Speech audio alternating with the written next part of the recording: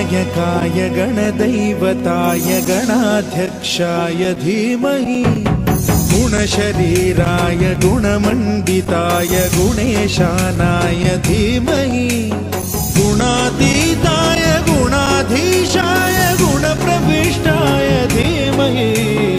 एकदन्ताय वक्रतुण्डाय गौरीतनयाय धीमहि गजेशानाय भालचन्द्राय श्रीगणेशाय धीमहि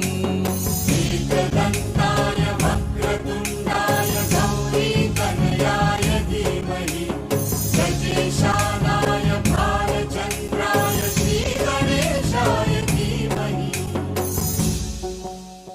गानचतुराय गानप्राणाय गानान्तरात्मने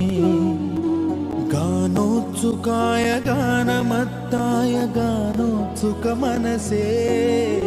गुरुविक्रमाय गुह्यप्रवराय गुरवे गुणगुरवे गुरुदैत्यकलक्षेत्रे गुरुधर्मसदाराध्याय